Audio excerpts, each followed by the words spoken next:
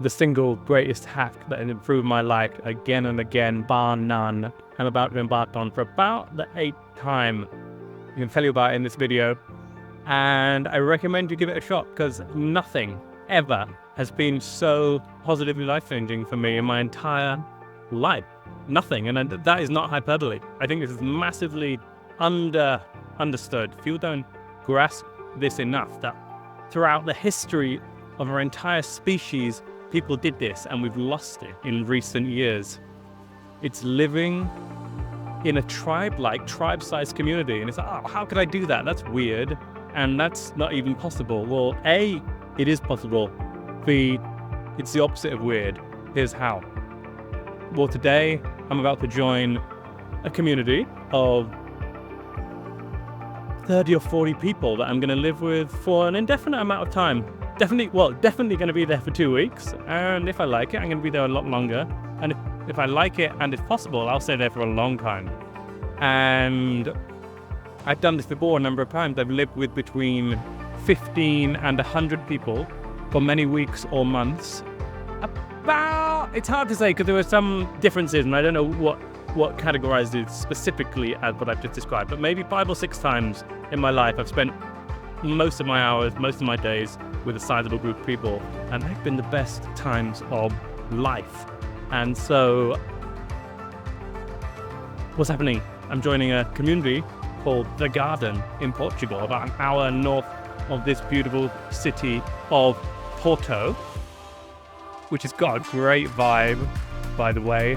I guess the blue skies and the colourful surroundings and the warm people all help with that. So what is this? How can you live with a large group of people? Well, there's hundreds and hundreds and hundreds of communities out there. People come and join them. And why do I think it's so good? Well, I've experienced it multiple times, and what it does, it allows you to not have to model yourself to fit in. You can actually be yourself more easily. This is what I've found. Whether you're an extrovert or an introvert, whether you need a lot of time alone or a lot of time with people, living in community gives you the flexibility to have that and to be yourself in the process, because there's so many people that you can easily find the subgroup within the big group that fits with what you're looking for and what you want and need. And it's been great again and again. When I think back, standout periods have been, a few months in the Philippines. I did disaster relief work, and I lived in a former school, 4-story building that used to be a school, and at the most populous there were about 100 of us living there, and we had a shared objective. We were doing disaster relief. We were building houses in a disaster zone, and so we had this great shared sense of purpose, shared cultural identity, and we were doing hard physical work. The weather was good and the vibes were excellent. And within that community there's a lot of different personality types, so introverts and extroverts, and everyone, as far as I can tell, most people were having the time of their life. And I think this has been my experience again and again with immersive community. I worked at music festivals, similar in many ways to the disaster relief work. It was very physical. We were building the large tents that the bands play inside. We built tents that the Chemical Brothers played in, and spent the summer erecting these enormous canvases. Really hard physical work, got really fit, spent a lot of time outdoors with a large group of people I spent all my time with. And you get to be in connection in a way that develops ease in connection. I think these times have been fundamental in my development, because they've allowed me to just spend time with people. Spending time with people is the route to greater ease with spending time with people. And for many of you, if you have some social anxiety, or you feel stuck in isolation, the first step's the hardest, getting out there and starting the reconnection. But when you do that, the genetic imprint of being social, just putting some bullshit evolutionary biology out there, but we're social animals. Tens of thousands of generations of people living in connection with each other in tribes, and suddenly we don't do that. And I found again and again, when I'm back in a tribe-sized group 24/7, it feels so natural that I'm just shocked that I haven't been doing it all the time. And that's why I'm so excited today. Got a bit of nectarine, beautiful Portuguese nectarine stuck in my tooth. I'm really excited today because I'm going to join community again. I know a couple of people there, which feels nice, but I'd be very happy to be going there without knowing anyone, because I've just seen on paper how they describe what they're doing, and it feels like the kind of thing I want to join right now. And at different points, different communities have been different things for me. Yes, I am recording. Disaster relief work, music festivals,